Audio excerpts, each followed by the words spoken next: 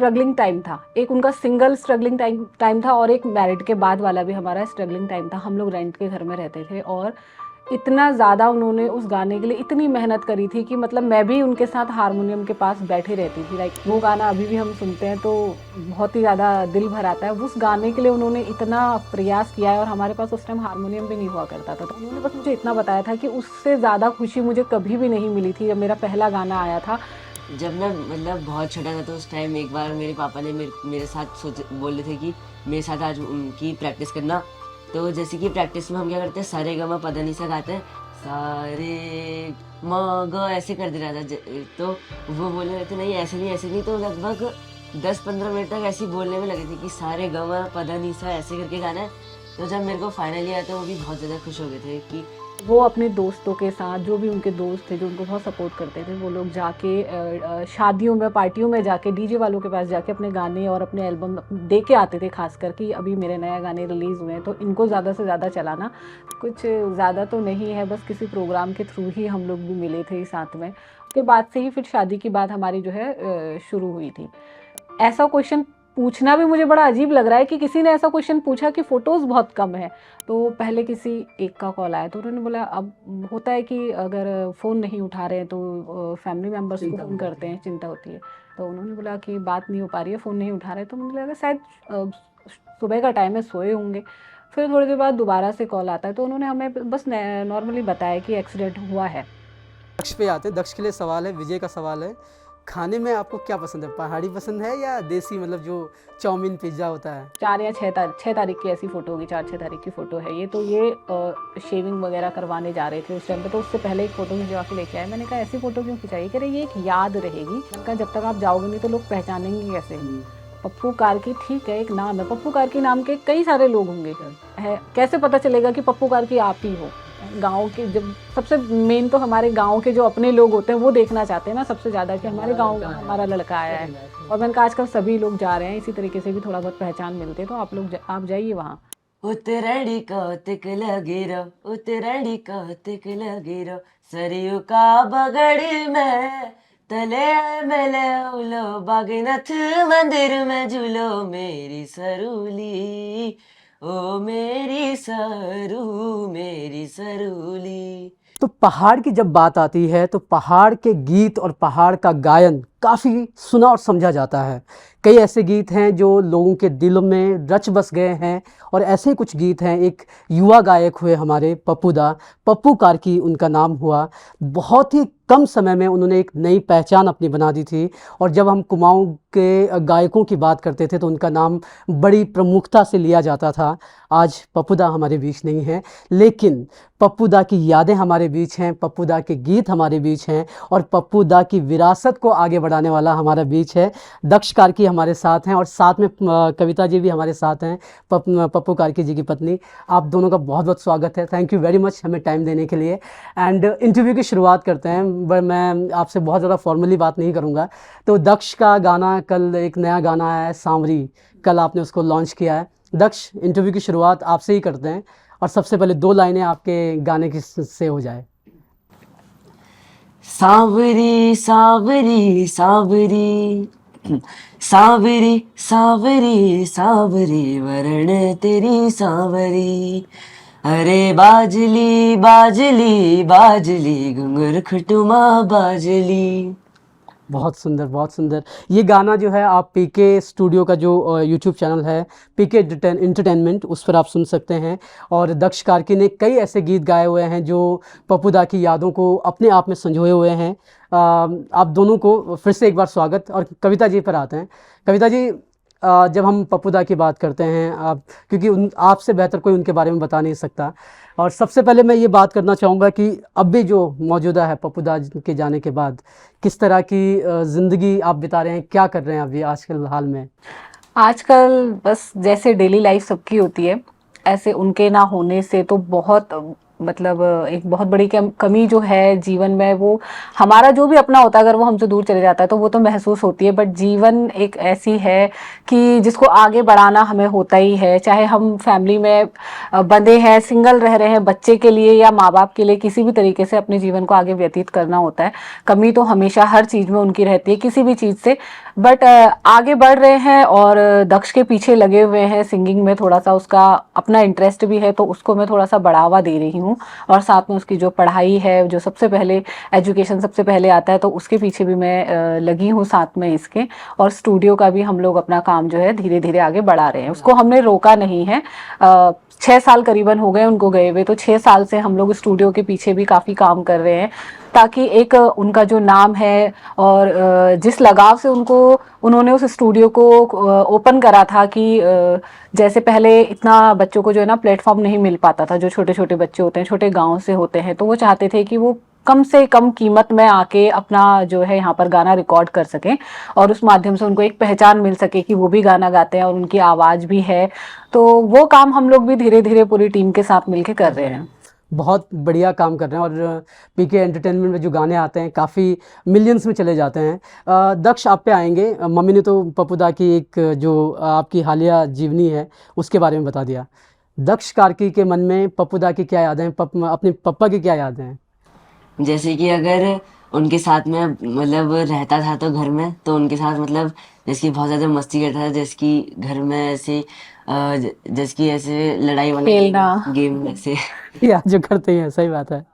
तो मतलब ये चीज़ें हैं कि एक दोस्ताना व्यवहार जो है अपने पिता के साथ हमेशा रहा है। दक्ष, आप क्योंकि आप संगीत में हैं, आप जो पप्पू कार्की जी जो हैं वो बचपन से ही आपके अंदर संगीत को एक पौध उन्होंने डाल दिया था और आपको सिखा रहे थे। तो क्या मतलब जब आपने पहला गाना गाया, आपने बहुत छोटी उम्र में पहला गाना गा लिया था आपने, तो क्या कोई हिचक हुई कि यार, मतलब खैर उतनी समझ आपको नहीं हुई होगी, लेकिन गाना गाते वक्त कोई डर लगा या हिचक हुई, कुछ ऐसा याद आता आपको? गाना गाते टाइम मम्मी क्या थी, मेरे को जो बाहर वो ग्लास लगा रहता था वहाँ से हंसाती रहती थी, मेरे को बहुत अच्छा लगता था उस टाइम, कॉन्फिडेंट फील होता था उस टाइम। Nice nice. तो अभी क्या कर रहे हैं आप, मतलब हालिया में अगर आप संगीत की हम बात करें, संगीत में कोई शिक्षा ले रहे हैं या फिर घर पे ही रियाज करते हैं? घर में रियाज भी करता हूँ और सर भी आते हैं मेरे को वो सिखाने म्यूजिक। अच्छा, आप अब मेरे ख्याल से आपको म्यूजिक में गोल्ड कुछ मेडल भी मिला है, जहाँ तक मैंने कहीं पढ़ा था। प्लीज़ उसके बारे में थोड़ा बताइए। मतलब मेरे को एक स्कूल में मेरे को एक बार गोल्ड मिला है, और इसके बाद फिर एक यहीं पर एक हल्द्वानी में एमबीपीजी कॉलेज में कंपटीशन टाइप का हुआ था। तो उसमें हमको क्लासिकल गाना था, तो उसमें मेरे को 4th प्राइज मिला था। नाइस, मतलब आप जो है एकदम सही दिशा में काम कर रहे हैं। दूसरा ये कविता जी, आप पे आना चाहेंगे कि हम पप्पू दा की बात करते हैं आपसे। पप्पू दा ने शुरुआत की 90s के दौर में, और उसके बाद वो उनका चलता गया।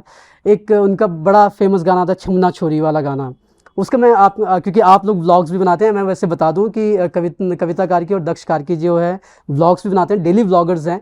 तो अगर आप उनके व्लॉग्स देखना चाहते हैं तो लिंक हम डिस्क्रिप्शन में दे देंगे, आप वहाँ पर जा सकते हैं, and you can explore their life more. तो यहाँ पर जो है हम पप्पू दा को लेकर के ज़्यादा बात कर रहे हैं। तो जब पप्पू दा की बात आती है, आपने एक किस्सा शेयर किया था कि जब वो छमना छोरी की शूटिंग के लिए जा रहे थे तो किस तरह से आपने उनको ग्रूम किया, किस तरह से आपने उनको एक गाइड किया। प्लीज़ उसके बारे में बताइए कुछ। जब छमना छोरी वाले गाने की गीत किया, उस एल्बम की, उस टाइम पे सीडी की कैसेटें आती थी, 7-8 गाने एक साथ होते थे उसमें लगातार। तो उस टाइम पे हमारा ना स्ट्रगलिंग टाइम था, एक उनका सिंगल स्ट्रगलिंग टाइम था और एक मैरिड के बाद वाला भी हमारा स्ट्रगलिंग टाइम था। हम लोग रेंट के घर में रहते थे और इतना ज़्यादा उन्होंने उस गाने के लिए इतनी मेहनत करी थी कि मतलब मैं भी उनके साथ हारमोनियम के पास बैठी रहती थी। लाइक वो गाना गाते थे तो कोई शब्द करेक्ट करना या कोई भी चीज़, या उनको बताना कि वो मुझसे पूछते थे सामने से, क्योंकि हम दोनों के अलावा और कोई भी नहीं रहता था साथ में, तो पूछते रहते थे साथ साथ में कि मैं कैसा गा रहा हूँ। तो उनका गाना था एजारे चैत वैसा का मेरो मुंशारा, वो गाना अभी भी हम सुनते हैं तो बहुत ही ज़्यादा दिल भर आता है। उस गाने के लिए उन्होंने इतना प्रयास किया है, और हमारे पास उस टाइम हारमोनियम भी नहीं हुआ करता था, तो हम किसी से लेके आते थे हारमोनियम, और उसके बाद रात रात भर बैठ के कि बाहर आवाज़ ना जाए, किसी के बच्चे पढ़ रहे हैं तो खिड़की दरवाजे भी बंद करके बहुत अच्छे से प्रयास करते थे। और शूटिंग तो उसकी बहुत 8 गाने थे, तो अलग अलग जगह पे उनकी शूटिंग हुई थी। तो उस टाइम पे मैंने इनसे बोला था कि आप भी जाओ एल्बम में और अपना थोड़ा सा एक शूट, अपना एक थोड़ा सा वीडियो क्लिप आप भी अपना ऐड करवाइए, क्योंकि इंसान को आवाज़ के बाद चेहरे से भी इंसान को पहचान मिलना बहुत ज़्यादा ज़रूरी है, तभी लोगों को पता चलेगा कि आप कौन हो करके।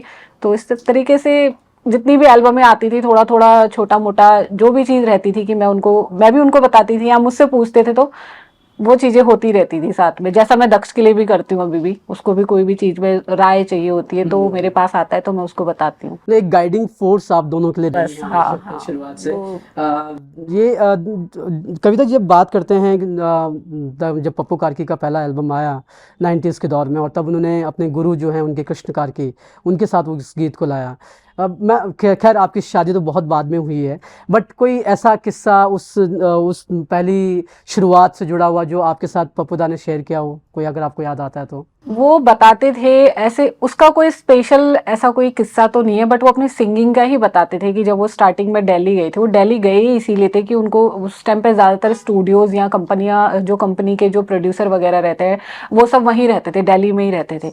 तो वो गए इसीलिए थे कि मुझे कभी कोई मौका मिलेगा या मुझे कोई चांस मिलेगा गाने का। तो जब पहली बार उनकी एल्बम आई थी और उन्होंने उसमें गाना गाया था, तो उसके बारे में उन्होंने बस मुझे इतना बताया था कि उससे ज़्यादा खुशी मुझे कभी भी नहीं मिली थी। जब मेरा पहला गाना आया था, मेरे लिए और मेरे माता पिता के लिए और मेरे गांव के लिए बहुत ही गर्व की बात थी कि पहली बार हमारे गांव से कोई बच्चा बाहर जाके उसने इस तरीके से गाना गाया है, जो जिसकी एल्बम और गाना इतना ज़्यादा, वो गाना उस टाइम पे चला भी था, बहुत ज़्यादा चला था। तो स्ट्रगलिंग टाइम तो बहुत ज़्यादा था। वो कह रहे थे मैं कंपनी या स्टूडियो के बाहर जाके काफ़ी देर देर तक बैठा रहता था कि कभी तो शायद मौका मिलेगा और बुलाएंगे हमें गाने के। और वो एक्चुअली सफल हुआ उनका वो एक्चुअली प्रयास, और जो संघर्ष उनका रहा। अब कविता आप पे बात करते हैं, क्योंकि अब जो है आप एक सिंगल मॉम हैं, अपने बच्चे को भी संभाल रही हैं, अपना एक ज़िंदगी को आगे बढ़ा रही हैं। किस तरह के स्ट्रगल, उनका स्ट्रगल था, उन्होंने उस स्ट्रगल को पार कर लिया था, भगवान की दया से सब कुछ अच्छा हो रहा था, लेकिन जो चीज़ें हुई वो हमारे हाथ की नहीं थी। लेकिन उसके बाद जो कविता कार्की की ज़िंदगी है, कविता की कार्की की ज़िंदगी कितनी बदली, अब किस तरह का स्ट्रगल उनके सामने खड़ा होता है? कविता कार्की की ज़िंदगी देखिए, जब हमारा जो लाइफ पार्टनर होता है, चाहे वो मेल हो या फीमेल हो, जब वो हमारी लाइफ से चले जाता है, तो उसके बाद हर किसी की लाइफ जो है पूरी तरीके से बदल जाती है। सिंगल मदर की तो खासकर बहुत ज़्यादा हो जाती है, क्योंकि बहुत सारी प्रॉब्लम फेस करनी पड़ती है आगे, बहुत सारी, मतलब उसके बाद सिर्फ प्रॉब्लम्स ही होती है और कुछ नहीं होती है। बट अंदर से हमें पता होता है कि प्रॉब्लम्स चाहे कितनी भी आए, मैंने उनके साथ रह के सारी चीज़ें सीखी हैं। पहले मुझे कभी भी किसी भी चीज़ के लिए, किसी भी फील्ड में मैं कभी गई नहीं हूँ आगे।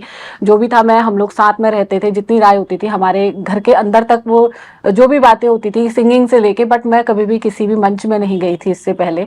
उनके जाने के बाद सारी चीज़ों को मुझे ही फेस करना पड़ा, सारी चीज़ों के लिए मुझे खुद आगे जाना पड़ा, हर एक स्टेप लेना पड़ा। उसमें मेरे टीम्स मेंबर्स हैं बहुत सारे, जिन्होंने मुझे बहुत ज़्यादा हेल्प करी, मेरी फैमिलीज, सबने मुझे बहुत सपोर्ट किया। तो धीरे धीरे करते करते थोड़ा सा अभी हमने भी आगे चलना और आगे बढ़ना सीख ही लिया, जो सीखना पड़ता भी है और बहुत ज़रूरी है।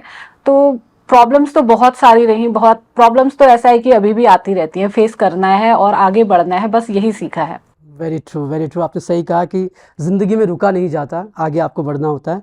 दक्ष, आपने पप्पूदा का एक बहुत सुंदर गीत उत्तरायणी कौथिग वाला गाया था आपने, और मैं चाहता हूँ, क्योंकि उत्तरायणी का वक्त आ रहा है और जब एक सिंगर बैठा हो तो उससे गवाया ना जाए तो कैसे चलेगा। तो उत्तरायणी कौथिग अगर आपके 2 लाइनें आपको याद हैं तो प्लीज़ सुना दीजिएगा। उत्तरायणी कौतिक लगेरो, उत्तरायणी कौतिक लगेरो, सरयू का बगड़ में तले मेले उलो, बागनाथ मंदिर में झूलो मेरी सरूली, ओ मेरी सरू, मेरी सरूली, मेरी सरूली, ओ मेरी सरू, मेरी सरूली। बहुत सुंदर, बहुत सुंदर। आपकी आवाज़ भी बहुत सुरीली है, और धीरे धीरे जिससे उसको परिष्कृत आप करते रहेंगे तो मेरे ख्याल से और बेहतर वो हो पाएगी। दक्ष, जब गानों की बात करते हैं आप, मेरे ख्याल से जब पप्पूदा गए आप काफ़ी छोटे थे, फिर भी अगर कोई ऐसी याद जो आप उनके साथ रियाज़ करने की कोई याद हो, जहाँ पे डैडी ने कान पकड़ा हो कि नहीं नहीं ये तो गलत कर रहा है, ये इसको ऐसे कर, कोई ऐसी याद आपके दिमाग में, आपके जहन में आती हो? जब मैं मतलब बहुत छोटा था, तो उस टाइम एक बार मेरे पापा ने मेरे साथ बोले थे कि मेरे साथ आज उनकी प्रैक्टिस करना। तो जैसे कि प्रैक्टिस में हम क्या करते हैं, सारे गमा पदनीसा गाते हैं, तो उस टाइम मेरे को सिखा रहे थे। मैं सीखने वाला था, मैं कभी बता ऐसे सारे म ग ऐसे कर दे रहा था। तो वो बोले रहे थे नहीं ऐसे नहीं, ऐसे नहीं। तो लगभग 10-15 मिनट तक ऐसे ही बोलने में लगे थे कि सारे गमा पदनीसा ऐसे करके गाना है। तो जब मेरे को फाइनली आया तो वो भी बहुत ज़्यादा खुश हो गए थे कि मेरे को ऐसे करके सिंगिंग के कुछ बेसिक्स जैसी आ गए हैं। पिता के तौर पे जब हम पप्पूदा की बात करते हैं, पिता के तौर पे कैसे थे? मतलब गुस्सैल थे, अगर डांट लेते थे, फटकार देते थे, किस तरह का उनके साथ बिहेवियर था? मतलब जब मैं छोटा था तो उनने मेरे को मुश्किल से एक बार डांटा होगा और आज तक कभी भी नहीं मारा था। अच्छा, अब मम्मी की बात करें तो? मम्मी भी मतलब मम्मी ने भी मेरे को मुश्किल से एक दो बार ही डांटा होगा। डांटा होगा, मतलब जब मस्ती करते हो तो तब हाँ। डांटती होंगी। चलिए, मतलब ये है कि प्रेम दोनों तरफ से बराबर मिल रहा है, अच्छी बात है। कविता जी, जब पप्पू जी की कैसेट्स आ रही थी, जब एक बड़ा नाम हो चुके थे वो, और जहाँ तक मुझे पता है कि आप एक शादी से पहले एक स्ट्रगलिंग फेज़ उनका भी रहा है। जब आपकी शादी हुई तो आप भी एक स्ट्रगल उनके साथ आपने किया है। दक्ष जब आपके गर्भ में थे तब भी वो रहा। तो किस तरीके से आप लोग उन चीज़ों से उभरते थे? किस तरीके से उस संघर्ष को आपने पार किया साथ में मिलके? जहाँ पर किसी का क्या, खासकर हमारे जो पति पत्नी का जो संबंध होता है, जब एक दूसरे के प्रति हम एक दूसरे की भावनाओं को समझते हैं, फीलिंग को समझते हैं, और हम जानते हैं कि जो मेरे हस्बैंड है, जो वो मुझे पता है कि वो स्ट्रगलिंग कर रहे हैं, स्ट्रगल उनका चल रहा है और कोई भी एल्बम हिट नहीं जा रही, तो उसमें सबसे बड़ी चीज़ ये होती है कि साथ देना, हर चीज में साथ देना। उनको कभी भी निराशा महसूस होती थी तो मैं बोलती थी कोई बात नहीं, इस बार नहीं हुआ तो नेक्स्ट टाइम जरूर कोई ना कोई एल्बम आपकी जरूर हिट जाएगी। 2011 में दक्ष का जन्म भी 2011 में हुआ था और दीदी हाटे की छमना छोरी वाली एल्बम भी 2011 में आई थी। तो उस टाइम पे डीजे का दौर बहुत ज़्यादा चलता था, सोशल मीडिया इतना एक्टिव नहीं था, तो वो अपने दोस्तों के साथ, जो भी उनके दोस्त थे जो उनको बहुत सपोर्ट करते थे, वो लोग जाके शादियों में, पार्टियों में जाके डीजे वालों के पास जाके अपने गाने और अपने एल्बम दे के आते थे, खास करके अभी मेरे नए गाने रिलीज हुए हैं तो इनको ज़्यादा से ज़्यादा चलाना, ताकि लोगों को पसंद आए, लोगों को पता चले तो पसंद आए। उसके अलावा क्योंकि उस टाइम पे सीडी भी शायद बहुत कम लोगों के घरों में होता था, सीडी प्लेयर्स वगैरह भी, तो लोग शादियों में ही ज़्यादातर गाने सुनते थे। तो एक ये चीज भी रहती थी, और दूसरी चीज ये होती थी कि साथ कभी भी नहीं छोड़ा, चाहे उनको कामयाबी मिली हो चाहे ना मिली हो, धीरे धीरे मिली हो या बाद में मिली हो, बट साथ हमेशा बना रहा। और शायद उनको भी इसी वजह से मोटिवेशन ज्यादा मिला होगा कि मेरा परिवार मेरे साथ है तो मुझे कभी ना कभी कामयाबी तो मिलेगी ही मिलेगी। और वो मिली भी, एक्चुअली मिली भी। जहाँ तक मुझे याद है कि 2011 जो छमना छोरी वाला एल्बम है वही उनका बड़ा हिट रहा। हाँ, वो बड़ा हिट रहा, उसी के बाद से सारी चीजें सही। तो कविता जी, मतलब क्योंकि आप भी एक आपके पति जो हैं वो एक सिंगर थे, कोई आपके अंदर है सिंगिंग का कि करना है, या फिर सीख रही हैं कुछ ऐसा? मेरे अंदर ऐसा कुछ भी नहीं है सिंगिंग को लेके, बट मुझे बस दक्ष के लिए रहता है कि मैं जितना भी, अगर मुझे अंदर से आता है कि मुझे इतनी जानकारी है, या जैसे मैं दक्ष के पापा के साथ भी हम लोग बातें करते थे, तो वो सारी चीज़ें मैं दक्ष को सिखाती और समझाती हूँ। इसके अलावा मेरा सिंगिंग में जो जितना भी इंटरेस्ट है वो सारा दक्ष के अंदर ही है, उसी के प्रति दिखाई देता है।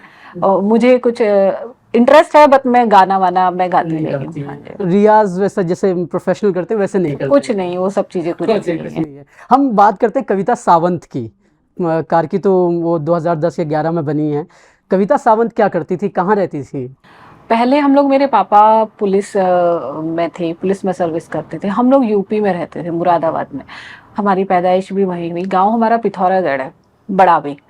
तो पापा वहीं सर्विस करते थे, तो हम लोग वहीं रहते थे और वहीं पढ़ाई करते थे। शादी के बाद ही हम लोग जो है हल्द्वानी में शिफ्ट हुए और मम्मी पापा खटीमा में शिफ्ट हुए। तो पहले बस एक 12th तक पढ़ाई करी, उसके बाद जो है शादी हो गई थी। क्योंकि पापा जो थे, हमारे पापा के ऊपर भी बहुत सारी जिम्मेदारियां थी। पापा को मेरे दादाजी नहीं थे बहुत पहले से, तो पापा को भी बहुत ज़्यादा स्ट्रगल करना पड़ा कि अपनी बहनों की शादी करनी है, अपने भाई के, उनके भाई भी, चाचा जी थे वो भी नहीं थे हमारे, तो उनकी फैमिली को भी उन्हें ही संभालना था और हम लोगों को भी उन्हें ही संभालना था। तो 12th के बाद तो मेरी शादी हो गई थी, उससे पहले बस पढ़ाई वगैरह ही था और कुछ नहीं ऐसा। हाँ, उसमें 12th तक का लाइफ वैसी होती है कि पढ़ाई करनी। आपने एक व्लॉग में बड़े अच्छे से शेयर किया इस किस्से को। आपकी लव स्टोरी एक छोटी सी रही है पप्पूदा के साथ, कि किस तरीके से आप मिले, किस वो किस्सा, वो प्लीज़ हमें बताइए। ऐसा कुछ ज़्यादा तो नहीं है, बस किसी प्रोग्राम के थ्रू ही हम लोग भी मिले थे साथ में। उसके बाद उस टाइम पे क्या होता था कि घर में सिर्फ एक ही फ़ोन था। तो भैया थे मेरे, चाचा के लड़के जो हमारे साथ रहते थे, उनको बहुत शौक था गाने का। तो उन्होंने ही उनसे उनका नंबर मांगा था कि मैं भी गाता हूँ और गाने लिखता भी हूँ, तो आप मुझे अपना नंबर दे दीजिए।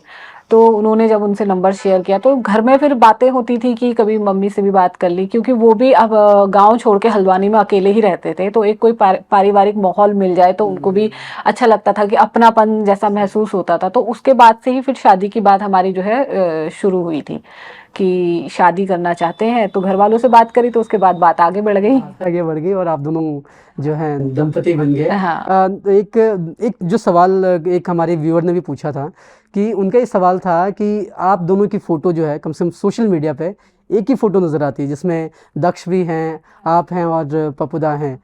आप क्या उनके साथ प्रोग्राम्स में जाती थी या फिर इतने कम फोटोज़ क्यों है, ये उनका सवाल है। नहीं, मैं प्रोग्राम्स में मैं कहीं नहीं गई हूँ। अच्छा। हम लोग मुंबई गए थे एक बार, मुंबई में प्रोग्राम होता है तो हम लोग वहाँ गए थे, वहाँ की काफ़ी फोटोज़ है, बट ऐसे उस टाइम पे भी शायद फ़ोन्स बहुत कम ही यूज़ होते थे, तो हम लोग एक छोटा सा कैमरा लेके गए थे जिसमें कुछ कार्ड वगैरह लगता था।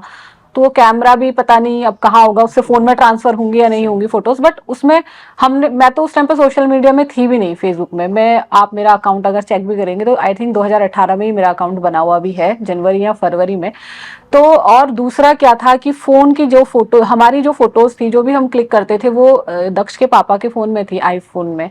तो जिस टाइम पे उनका एक्सीडेंट वगैरह हुआ तो वो फ़ोन सब डिस्ट्रॉयज हो गए थे, तो सारी मेमोरीज जो है, फ़ोन जब ख़राब होते तो उसके साथ सारी मेमोरीज हमारी जहाँ तक है चले ही जाती है।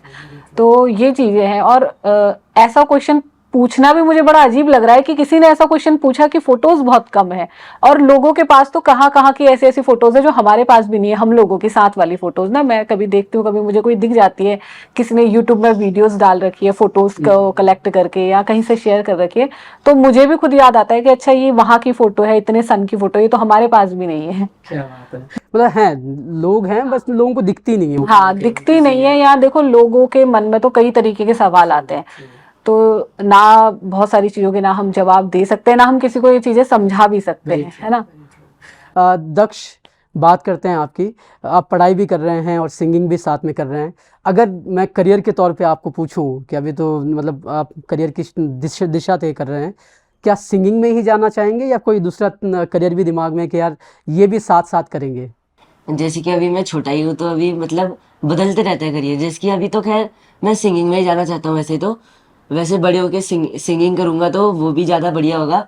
तो बाकी तो खैर अभी सोचा नहीं है, तो आगे जाके कुछ और भी हो सकता है। आप मैथ्स में अच्छे हैं क्या? क्योंकि आप जो क्यूब होता है, मैं देख रहा था, आपके ब्लॉग्स देख रहा था, आप बड़े सेकंड्स में उसको एकदम सॉल्व कर लेते हैं, तो मैथ्स में बड़ा इंटरेस्ट रखते हैं आप।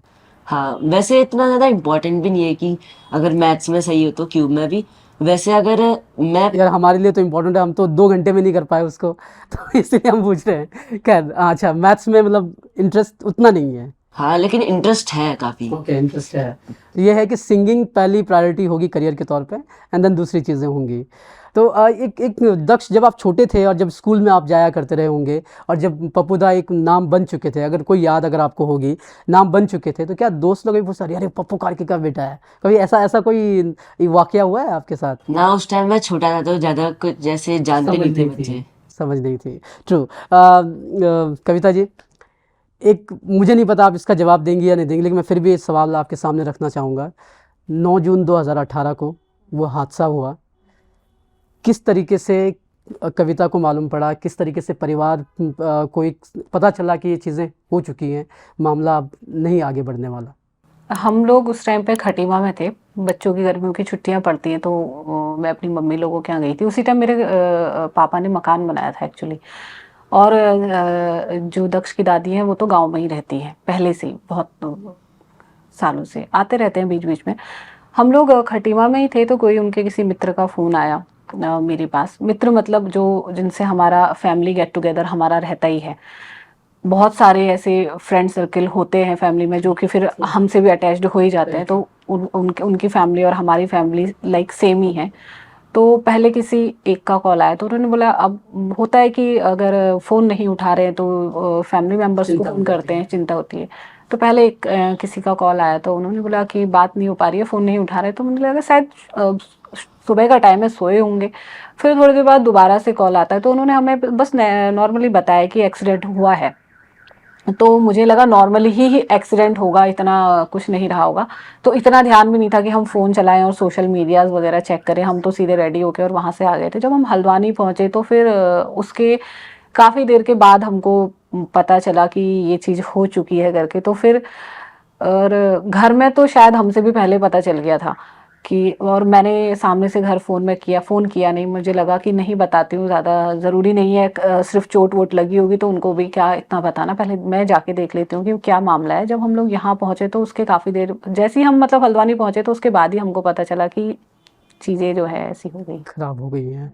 एंड उसके बाद आपने बखूबी खुद को संभाला है और अपने परिवार को आप संभाल रही हैं। कविता जी, जब बात करते हैं कि देखिए होता क्या है कि जब एक मेल सपोर्ट, जब आपने जैसे कहा कि सब कुछ वही करते थे, उनका चला जाना बड़ी एक दुविधा खड़ी कर देता है।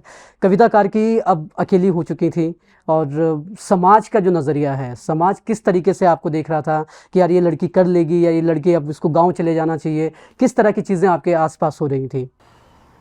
आसपास तो चीज़ें बहुत तरीके की होती है, समाज में बहुत अलग अलग मानसिकता के लोग रहते हैं। कई लोग सोचते हैं कि ये अच्छा करें, वो अच्छा करने वाले सिर्फ 10% और 5% लोग होते हैं, उसके अदरवाइज मुझे लगता है कि बाकी 90% लोग, कोई भी नहीं चाहता है कि दूसरा इंसान कुछ अच्छा करे।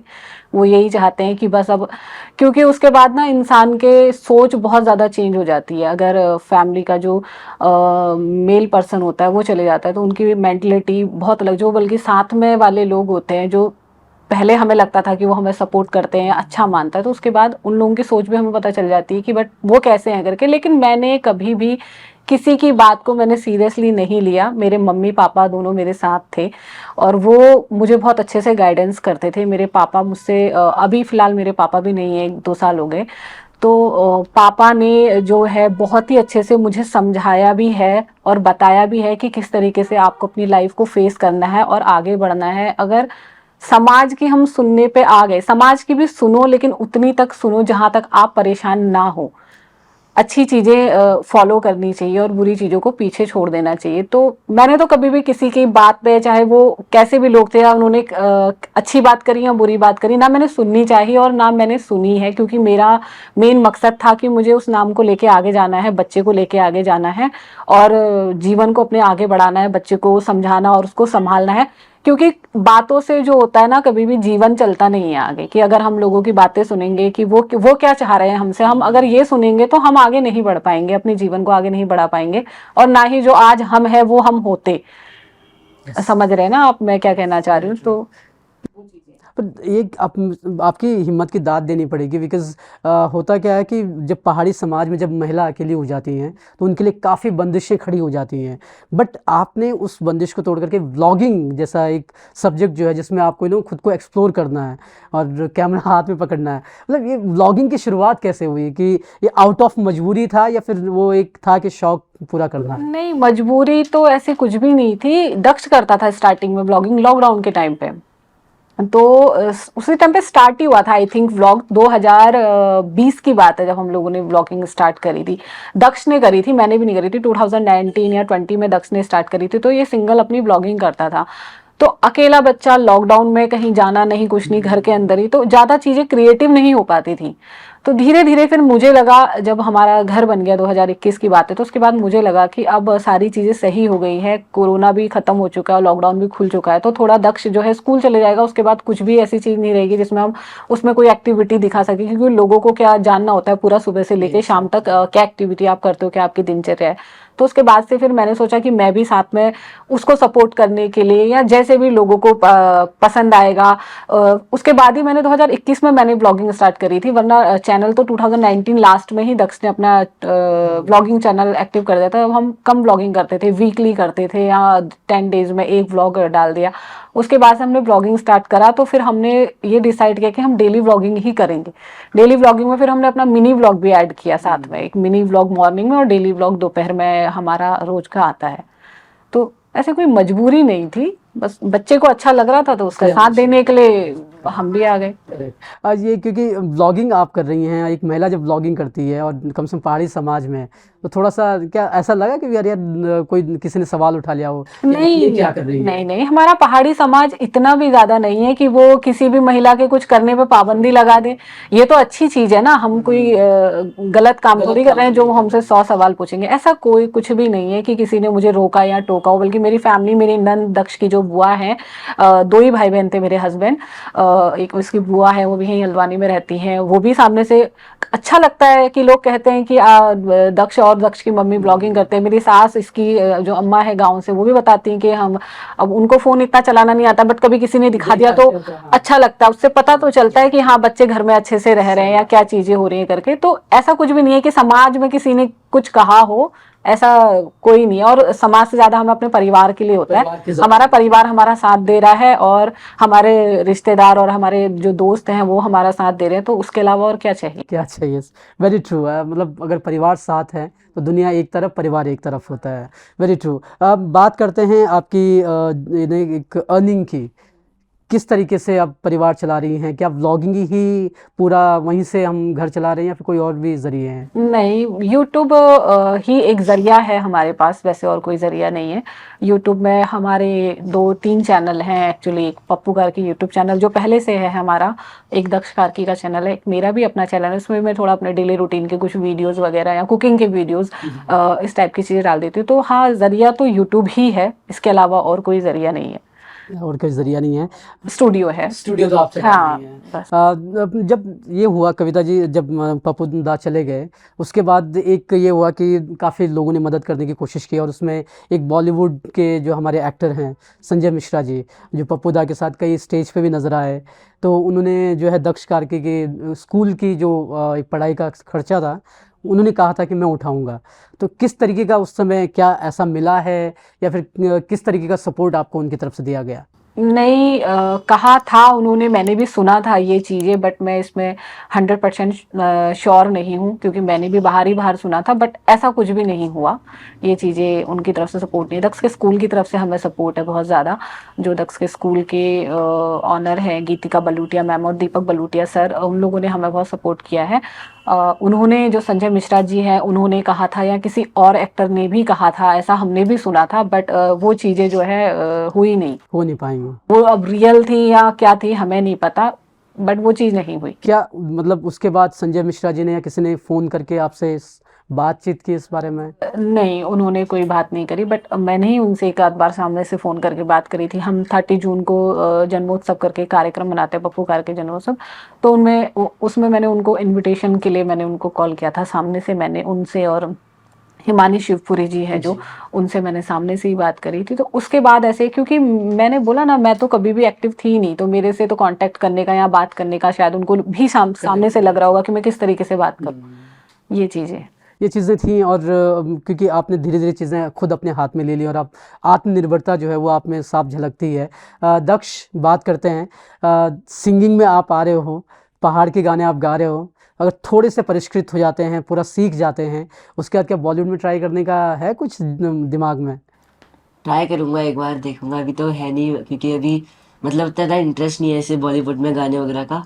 अभी नॉर्मल अभी सोचा है कि अभी चैनल में गाऊंगा, बाद में जाके देखेंगे। अभी बाद में देखेंगे। पवनदीप राजन जो हैं वो आपके पप्पू दा के साथ काफ़ी करीब रहे हैं और पवनदीप राजन आज बड़ा नाम बन चुके हैं बॉलीवुड में। क्या कभी उनसे मिलना हुआ? अभी बहुत टाइम से नहीं मिला हूँ, मतलब 6-7 बहुत साल छोटा हो था गए। दक्ष, जब हम लोग पवन के साथ थे, हम लोग मुंबई में थे, तो दक्ष आई थिंक 1 साल का था।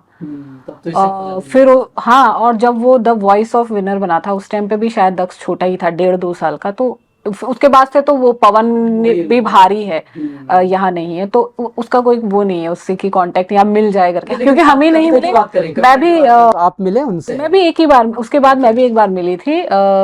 वॉइस ऑफ के बाद हम लोग एक बार मिले थे, बाहर पे ही मिले थे। वो मेरे दक्ष के पापा के साथ ही कहीं जा रहा था पहाड़ कार्यक्रम में, तो तब हम लोग उनसे एक बार मिले थे। उसके अलावा हमारा भी मिलना नहीं हुआ, क्योंकि फिर बाहर चले जाते हैं तो फैमिली के साथ भी टाइम नहीं दे पाता इंसान। तो क्योंकि हम आपके साथ इंटरव्यू कर रहे थे, हमने एक पोस्ट भी डाली थी, तो हमने अपने व्यूवर्स को बोला था कि अगर आप कुछ सवाल आपके सामने रखना चाहते हैं तो वो हमें भेजें। तो उन्होंने कुछ सवाल भेजे हैं, तो वो मैं आपके सामने रख रहा हूँ। एंड पहला सवाल जो है, हाँ मतलब वैसे तो आपने इसका जवाब दे दिया है। तो राहुल हैं, राहुल पूछ रहे हैं कि क्या आपने कभी गाना गाने की सोची है? नहीं, मैंने गाना गाने का तो कभी नहीं सोचा, या बट ऐसा भी नहीं है कि अगर मैं कभी गाना गाना चाहूँ या मतलब मुझे लगे कि मुझे गाना चाहिए तो मैं ना गाऊं, ऐसा भी मैंने कभी नहीं सोचा है। अगर जरूरत लगेगी या कहीं पर होगा तो मैं गाऊंगी भी, बट ऐसे कुछ मैंने गाने के बारे में अपने लिए कभी भी नहीं सोचती हूँ। मैं दक्ष के लिए सोचती हूँ कि वो ही गाए और वो आगे बढ़े। दक्ष पे आते हैं। दक्ष के लिए सवाल है, विजय का सवाल है, खाने में आपको क्या पसंद है? पहाड़ी पसंद है या देसी, मतलब जो चाउमीन पिज्ज़ा होता है? मेरे को पहाड़ी पसंद है, उसमें भटके डुबके बहुत अच्छे लगते बहुत बढ़िया। तो पिज़्ज़ा विज़्ज़ा नहीं पसंद? हैं। मतलब वो भी सही लगता है, लेकिन कहते हैं पहाड़ में अलग ही बात होती है उसके खाने में। Very true. ओके। और आपके लिए सवाल है स्पेशली, मुझे पता नहीं आप इसका जवाब देंगे। कंडाली, हमारे गढ़वाली में कंडाली बोलते हैं, आपके कुमाऊं में शायद शिश्नू बोलते हैं। शिश्नू, वो जो आपको तो पता ही होगा, जो बिच्छू घास, बिच्छू घास। क्या बिच्छू घास कभी लगी है? हाँ, एक बार क्या हुआ था, जब वहां पर मैं पहाड़ में था, तो उस टाइम क्या हुआ थी, जो मेरी दादी थी ना, वो मम्मी के साथ थी, तो वो थोड़ा बहुत नीचे ही गई थी। हमारा पहाड़ है ना ऊपर को है थोड़ा बहुत, तो वो हल्का सा नीचे गई थी। तो उस टाइम मैं छोटा था, तो मेरे को कुछ मतलब छोटे में कुछ ज़्यादा कॉन्फिडेंस जैसा आ जाता है, तो मैं क्या था सीधे जंगल में घुस गया। फिर वहां जंगल से जब बाहर निकला, तो एक बार मेरे को बिच्छू घास लगी, मेरे को कुछ नहीं हुआ उस टाइम। लेकिन उसके बाद फिर मैं निकल गया था। लेकिन उससे भी पहले एक बार जब मैं शायद से सेकंड बार गाँव गया था, एक बार मैं चल रहा था नॉर्मली, तो वहाँ देखा इतनी बड़ी झाड़ थी। तो ऐसे नहीं होता कि हम चलते चलते ऐसे कई पत्ते वगैरह तोड़ते हैं ऐसे ऐसे करके, तो मैंने तोड़ने की सोची, मेरे हाथ में इतने जोर से लगी, मैं रोने लग गया था उस टाइम। तो मेरे ख्याल से उस समय छोटे रहे होंगे आप। नाइस। तो मतलब ये हर पहाड़ी के साथ होता है कि बिच्छू घास उसने ज़रूर उसको लगी होती है। तो ये वो चीज़ें हैं। खैर, ये सवाल का आपने जवाब दे दिया है। वैसे अर्निंग के सोर्सेज आपने बता दिए हैं। ये भी पूछ रहे हैं कि सिंगिंग के अलावा क्या कोई और काम भी आप करते हैं या पैशन कोई आपका है? मुझे कुकिंग करना अच्छा लगता है। जैसे मैंने बताया, मैंने कविता कार्की करके मेरा एक यूट्यूब चैनल मेरा भी है। बहुत ही कम वीडियोस मैं उसमें डालती हूँ, तो ज़्यादातर मैं सोचती हूँ कि मैं उसमें हमारे डेली व्लॉगिंग में मैं कुछ भी खाना बनाती हूँ, तो सब लोग डिमांड करते हैं कि आप इसकी रेसिपी बताइए या ये बताइए। तो मैं उसका एक अलग से वीडियो, जब भी मुझे टाइम मिलता है, मैं उसका अलग से वीडियो शूट करके अपने यूट्यूब चैनल में उसमें डाल देती हूँ, अपलोड कर देती हूँ। जिनको देखना है वो वहाँ से देख सकता है। Nice, nice. एक आप लोगों ने पप्पू कार की फाउंडेशन खोली है। कई जगह मैं देख रहा था। एग्जैक्टली पप्पू कार की फाउंडेशन है क्या और क्या काम करती है? पप्पू कार्की फाउंडेशन एक्चुअली हमारा था कि हम उसको ओपन कर रहे थे। स्टार्टिंग में 2019 की बात है, हम उसको ओपन कर रहे थे, बट वो किसी कारणवश उसमें काम नहीं हो पाया आगे। जो कोई हमारे मेंबर थे जो उसको लीड कर रहे थे, ज़्यादातर वो बहुत सीरियस हो गए थे, उनको पैरालाइज हो गया था एक्चुअली, तो 2-3 साल तक वो बेड रेस्ट में ही थे। तो उसके बाद उसमें तो काम ज़्यादा हमारा कुछ हुआ नहीं, तो वो बंद ही हो गया है। मतलब बंद नहीं, मतलब काम नहीं हुआ है काम उसमें, नहीं कुछ हुआ भी नहीं, उसमें वो आगे नहीं बढ़ पाया। हाँ, तो क्या, लेकिन उसको लेकर के क्या प्लान था कि मतलब उसके लिए हमारा समाज के लिए भी प्लान था। जैसे मैंने बताया ना, जो बहुत बच्चे होते हैं, गरीब बच्चे होते हैं, जो कुछ नहीं कर पाते हैं और उन्हें शौक बहुत ज्यादा होता है, तो हमने यही सोचा था कि पीके फाउंडेशन है, जो छोटे बच्चों को या जो भी गांव के घरों से जो बच्चे आते हैं जिनके पास कोई भी सपोर्ट नहीं होता, तो उनको सपोर्ट करेगा सिंगिंग के लिए, उनके एल्बम्स के लिए और उनको मंच देने के लिए, यही काम करेंगे उसमें, यही सोचा था हमने। और मेरे ख्याल से पप्पू कार्की जी भी शायद कुछ बच्चों को पढ़ाया करते थे फ्री में जब वो थे। पढ़ाया, हाँ सिखाया, मतलब स्टूडियो में कोई आ जाए बच्चा तो उसको बेसिक्स चीजें जो भी उसको बतानी है थोड़ा सा निखार दिया जाए। और चलिए, तो एक एक्चुअली ना हम अपने गेस्ट के साथ एक सेगमेंट करते हैं, क्योंकि अभी यहाँ पे हम ज़्यादा इक्विपमेंट्स ला नहीं पाए, तो हम मोबाइल से काम चलाएंगे। बट हम आपको कुछ तस्वीरें दिखाएंगे, और आप, अगर आपको उसके बारे में कोई कहानी पता है तो प्लीज़ हमें उस कहानी हमारे साथ शेयर करिएगा। ऑब्वियसली तस्वीरें आपकी और पप्पू दा की ही होंगी, है ना। तो एक इनकी फ़ोटो है, ये काफ़ी पुरानी फ़ोटो है ये, आप लोगों ने अगर देखी होगी तो ये हम बी रोल में डाल देंगे, लेकिन फ़िलहाल मैं आपको मोबाइल पे दिखा रहा हूँ। ये फ़ोटो कब की है और क्या, मतलब ये बड़े हीरो लग रहे हैं इसमें। ये फोटो है दक्ष के नामकरण से एक दिन पहले की। ओके। ये उस टाइम के 2011 की फोटो है। ये दक्ष का जन्म हुआ था 27 मई 2011 में। तो ये फोटो है मेरे ख्याल से 4 जून की फोटो है ये, नामकरण से। हाँ, क्योंकि 11 दिन में हमारे यहाँ नामकरण होता है, तो 4 या 6 तारीख की ऐसी फोटो होगी, 4-6 तारीख की फोटो है ये। तो ये शेविंग वगैरह करवाने जा रहे थे उस टाइम पे, तो उससे पहले एक फोटो खिंचवा के लेके आए। मैंने कहा ऐसी फोटो क्यों खिंचाई, कह रहे ये एक याद रहेगी। और इनकी आदत थी हमेशा किसी भी फोटो के पीछे डेट लिख देने की, कि उसके पीछे मैं डेट लिख देता हूँ, और ताकि मुझे याद रहे कि ये फोटो कितनी तारीख की और कौन से सन की फोटो है। चलिए, आप दक्ष की बात करें, ये एक प्यारा सा बच्चा है यहाँ पे। ये फ़ोटो कब की और कहाँ की है? मुंबई। ये मुंबई की फोटो। मुंबई जब आप कौथिग के लिए गए हुए थे वहाँ पे। नाइस। अब उस समय दक्ष मेरे ख्याल से 2 साल के शायद रहे होंगे। 1.5 साल का, 1.5 करीब साल का। 1.5 साल। मतलब मेरे को इतना याद भी नहीं है, मैंने खाली ऐसे अंदाजा लगा कि मुंबई की, मुंबई का होगा। क्योंकि पीछे बैकग्राउंड को देखकर थोड़ा बहुत लग रहा था। हाँ, ओके।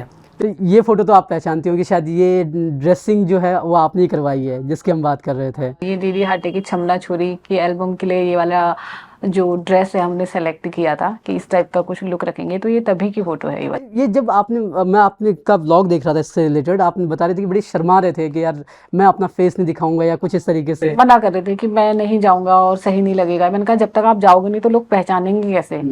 पप्पू कार्की ठीक है, एक नाम है, पप्पू कार्की नाम के कई सारे लोग होंगे, है कैसे पता चलेगा कि पप्पू कार्की आप ही हो। गांव के जब सबसे मेन तो हमारे गांव के जो अपने लोग होते हैं वो देखना चाहते हैं ना सबसे ज्यादा कि हमारे गांव हमारा लड़का आया है। और मैंने कहा आजकल सभी लोग जा रहे हैं, इसी तरीके से भी थोड़ा बहुत पहचान मिलते, तो आप लोग आप जाइए वहाँ।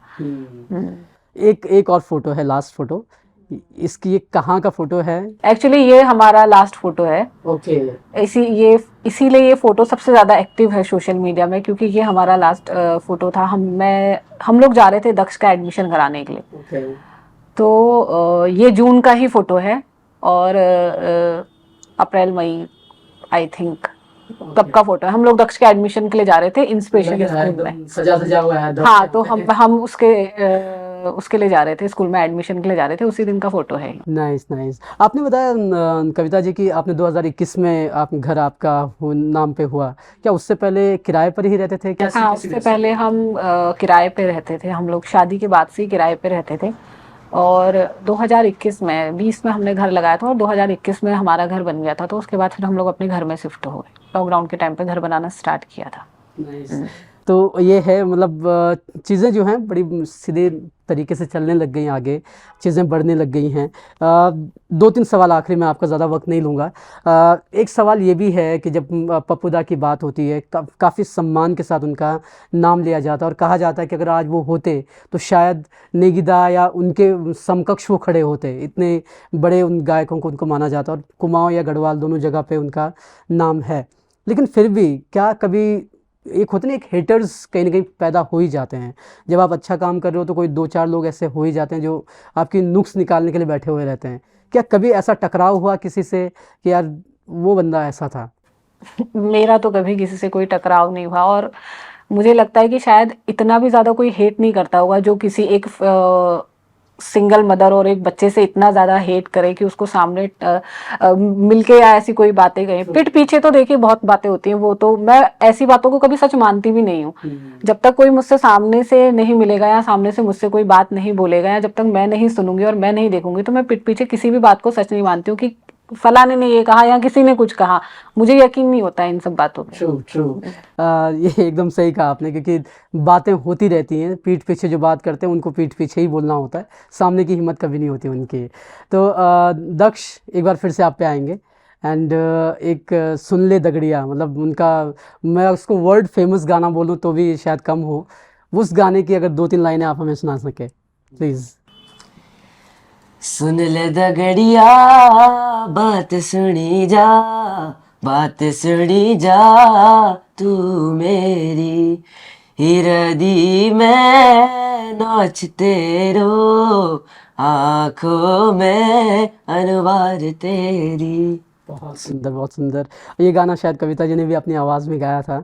नहीं, मैंने नहीं शायद नहीं गाया है। गाया शायद आपने। नहीं, मैं एक्चुअली वो तो हम व्लॉगिंग में ये रियाज कर रहा था तो मैंने एक लाइन ऐसे ही बोल दी होगी कि दक्ष मतलब आपने वैसे प्रोफेशनली नहीं गाया। बट आपने गाया ज़रूर है उस चीज़ से, उस गाने को।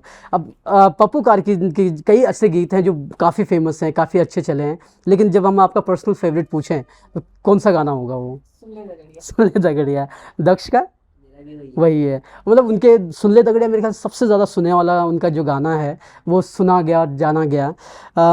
कुछ पुराने सिंगर्स की हम बात करते हैं, जो प्रहलाद मेहरा जी थे, कई सिंगर्स थे जो पप्पूदा के साथ उस समय देखे जाते थे। क्या अब उनसे मिलना जुलना होता है? क्या उनसे कोई अभी कनेक्शन है परिवार का? कनेक्शन तो देखिए पहले से ही है हम लोगों का, बहुत पहले से। प्रहलाद मेहरा जी की बात करेंगे तो स्टार्टिंग में जब हम लोग हल्द्वानी में आए तो प्रहलाद मेहरा और रितेश जोशी हैं, माया उपाध्याय जी के हस्बैंड जो हैं, इन लोगों के साथ हमारा सबसे पहले जो है हमारा कनेक्शन, इनका तो था ही, बट मेरा जो फैमिली कनेक्शन होता है वो इन्हीं के साथ जो है हमारा बना था। तो कनेक्शन ये है कि कनेक्शन जिनके साथ एक बार बन जाता है तो उसके साथ टूटता है नहीं कहीं से कहीं तक। तो कनेक्शन सबके साथ है हमारा, ऐसा कुछ नहीं है कि हमारा कनेक्शन टूट गया है, बट चीज़ें इधर उधर थोड़ा बहुत हो जाती हैं। पहले एक अलग चीज़ थी कि वो जिनकी वजह से हम जुड़े थे वो भी अब हमारे बीच में नहीं है, तो ऐसा भी नहीं है कि हमारा कनेक्शन नहीं है, कनेक्शन सबके साथ। लेकिन वही की बातें जो है बातें थोड़ा सा कम हो जाती हैं, स्थिर हो जाती हैं, क्योंकि जिनके थ्रू बातें होती थी वो भी नहीं है भी हमारे बीच में, तो थोड़ा कम हो जाती है, बट कनेक्शन सबके साथ ही कनेक्शन है। सबके साथ है। आखिरी सवाल पे आना चाहूंगा मैं आपसे। पप्पूदा तो चले गए हैं, लेकिन आप बड़ी बखूबी से अपने बच्चे को भी संभाल रही हैं, खुद को भी संभाल रही हैं। एक सवाल जो मेरे दिमाग में आता है, अगर पप्पूदा होते, या फिर उस दिन की बात करूं, उस दिन से पहले की बात करूं, तो क्या दोनों पति पत्नियों की बात हो रही थी कि यार भविष्य में ऐसा करेंगे? कोई ऐसी बात जो अधूरी रह गई हो उनके साथ? ऐसा, क्योंकि उनको भी कुछ ऐसा अंदाजा नहीं था ना कि आगे जाके क्या होने वाला है, तो भविष्य की बातें तो बहुत होती हैं, इंसान बहुत कुछ सोचता है, बच्चे के पैदा होने से लेकर उसकी शादी तक की बातें हो जाती हैं कि ये सारी चीजें होंगी, इतने साल में ऐसा होगा। ऐसी कोई खास बात नहीं थी, नॉर्मल रिकॉर्डिंग से रिलेटेड बातें थी कि उनको दिल्ली जाना था रिकॉर्डिंग के लिए अपना, जहाँ वो कार्यक्रम में गए थे, वहां से आने के बाद दिल्ली जाना था, वहां से आके कैची धाम बाबा नीम करोली जी के दरबार में जाना था, उनका जन्मोत्सव मनाया जाता है, तो वहाँ सेवा लगाने उन्होंने जाना था। तो हमसे उन्होंने यही कहा था कि आप 15 जून के बाद ही घर आना, जब मैं भी वहाँ से आ जाऊँगा और फ्री होके आ जाऊँगा, तब तक आप लोग भी वहाँ रहिए, मैं भी अपने, क्योंकि मैं यहाँ नहीं हूँ, मुझे भी बाहर ही जाना है कंटिन्यू, तो उसके बाद ही आप आना, तभी सामने बैठ के हम लोग जो है बात करेंगे। तो इतना ही था, और कुछ ज़्यादा एक्स्ट्रा था नहीं। जहाँ तक है इंसान 1-2 दिन की बातें ज़्यादा करेगा, सोचता है, उससे ज़्यादा इंसान कुछ सोचता नहीं है, क्योंकि प्लान बना के भी चेंजेस हो जाते हैं। तो इतना ज़्यादा कुछ बात या ऐसी कुछ भी नहीं थी, बस एक यही था कि स्टूडियो खोला है तो स्टूडियो को चलाना है और उसको आगे बढ़ाना है। उसको आप बढ़ा हाँ, रहे हैं। क्योंकि बच्चा तो उस टाइम पर बहुत ही छोटा था, हमारा 5-6 साल का बच्चा था जी। इस इंटरव्यू को हम समाप्त करना चाहेंगे।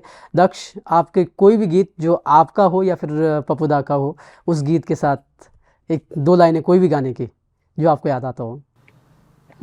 जैसे कि मेरा एक गाना है, मतलब वो पापा ने तो नहीं गा रखा है, मतलब ऐसे लिखाया था हमने, तो उसका नाम आपने बहुत बार सुना भी होगा, काले कौवा काले। यस।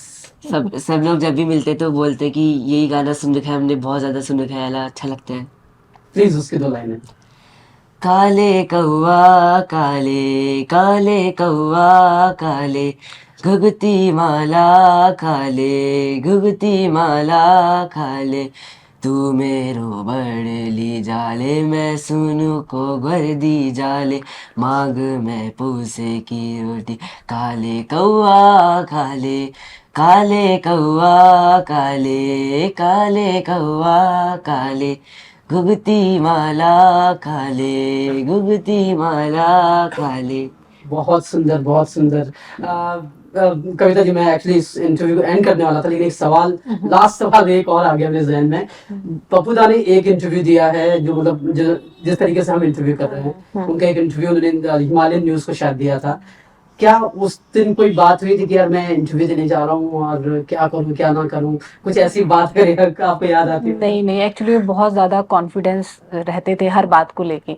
उनको जो भी काम करना होता था तो वो उनके दिमाग में पहले से सेट होता था कि मुझे ये काम कैसे करना है और किस तरीके से करना है। तो इस बारे में तो कोई बात नहीं हुई थी कि मैं इंटरव्यू, जब वो इंटरव्यू दे के आ गए थे तो उसके बाद हमारी बात ज़रूर हुई थी कि मैंने कहा आपने कैसे कपड़े पहने थे वहाँ इंटरव्यू में, आप कुछ और पहन सकते थे। कह रहे क्यों, वो ख़राब लग रहा था? मैंने कहा हाँ, थोड़ा सा ऐसा लग रहा था, कुछ अलग वाइट शर्ट पहन लेते लाइक तो ज़्यादा अच्छा लगता।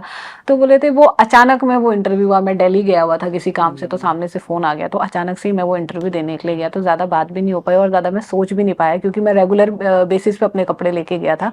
तो बस ये था, ऐसा कुछ डिस्कस नहीं हुआ था कि क्या करना है और क्या नहीं करना है, क्योंकि उनके पास तो सारी चीज़ों के जवाब होते ही थे कि उनको क्या करना है अपने से रिलेटेड। वो कॉन्फिडेंट थे इस मामले में। कविता जी, बस इस इंटरव्यू को इसी के साथ समाप्त करेंगे। उनके फैंस को, पप्पूदा के फैंस को आपकी तरफ से क्या संदेश होगा, दक्ष भी और आप दोनों की तरफ से? संदेश बस इतना ही है कि वो जितने भी उनके फैंस कहेंगे, सब्सक्राइबर कहेंगे या चाहने वाले कहेंगे, मतलब मैंने ऐसा कभी भी अपनी लाइफ में नहीं देखा कि उस इंसान को किसी भी इंसान को गए हुए 6 साल हो जाते हैं और उसके बाद भी उनके चाहने वालों की तादाद बढ़ती जाती है। तो बस मैं तो बहुत ही ज़्यादा धन्यवाद देना चाहूँगी जितने भी उनके फ़ैन और सब्सक्राइबर हैं, जो भी लोग इतना ज़्यादा प्यार करते हैं। मुझे कभी-कभी ऐसा लगता है कि हमसे भी ज़्यादा प्यार वो लोग करते हैं, और ज़्यादातर लोग उसमें से ऐसे होते हैं जो उनसे मिले ही नहीं होते हैं कभी लाइफ में, सिर्फ गाने ही सुन के कहाँ-कहाँ से हमारे पास कमेंट आते हैं कि हम न्यूज़ीलैंड से हैं, हम कहीं से हैं। तो बहुत ही अच्छा लगता है आप लोगों का इतना ज़्यादा प्यार देख के ना, सच में दिल को बहुत ज़्यादा खुशी मिलती है। और मैं बस यही चाहूँगी कि आप क्या सोचते हैं कविता कार्की के बारे में, या क्या जानते हैं व्लॉगिंग के ज़रिए, जो भी चीज़ आप देखते हैं वो भी इतना मेरे लिए मायने लगता है जितना मायने मुझे ये लगता है कि आज भी आप लोग पप्पू कार्की जी को याद करते हैं, उनके गाने सुनते हैं। मेरे पास एक्चुअली रोज़ लगभग कमेंट आते हैं रोज़ कि मैं इतने बज के इतने मिनट में पप्पू दा का गाना सुन रहा हूँ या सुन रही हूँ, या ये गाना मैंने सुबह से इतने बार सुन लिया है। तो बहुत अच्छा लगता है आप लोगों का प्यार देख के, और सच में यही सबसे बड़ी मुझे अपनी ताकत भी लगती है कि आप लोग जब इतना प्यार और सपोर्ट कर रहे हैं तो मैं भी क्यों ना इन चीज़ों को और ज़्यादा आगे बढ़ाऊँ। आगे बढ़ाओ, और उसको आप बखूबी आगे बढ़ा रही हैं, क्योंकि पीके स्टूडियो आप चला रही हैं, उसको रन कर रही हैं, उनकी यादों को आपने ज़िंदा रखा हुआ, उनका जो विज़न था स्टूडियो को शुरू करने का उसको आप ज़िंदा रख रही हैं। दक्ष, आपका कोई एंडिंग पॉइंट, कोई संदेश देना चाहेंगे? मैं तो अभी कुछ कहना नहीं चाहता। ओके, तो दक्ष अभी कुछ कहना नहीं चाहेंगे, लेकिन भविष्य में ज़रूर हम दक्ष से कुछ बुलवाएंगे ज़रूर। भगवान करे आप लोग यूं ही तरक्की करें। एंड जो यादें आपने हमारे साथ शेयर की उसके लिए बहुत बहुत धन्यवाद आपका, क्योंकि पप्पू दा के फ़ैन हम भी हैं और पूरी दुनिया है, और सब उनके बारे में जानना चाहते थे, इसलिए हमने कोशिश की कि आप लोगों से बात की जाए और आपके थ्रू पप्पू दा को जाना जाए। तो ये थे हमारे साथ दक्ष कार्की, एक उभरता सिंगर, उभरता गायक, और कविता कार्की जी, जो पहले तो पप्पू कार्की जी की वाइफ थी, लेकिन अब खुद में एक ऐसी सशक्त महिला हैं जो अपने परिवार को चला रही हैं, जो एक संदेश दुनिया को दे रही है कि यहाँ आप अकेले भी कुछ कर सकते हो जब संसाधन ख़त्म हो जाते हैं। मजबूती से उठना किसे कहते हैं वो आप इन पर देख सकते हैं। तो इस बातचीत में बस इतना ही। अगली बार फिर से एक नई शख्सियत होगी, नए सवाल होंगे और नए जवाब होंगे। तब तक के लिए शुक्रिया।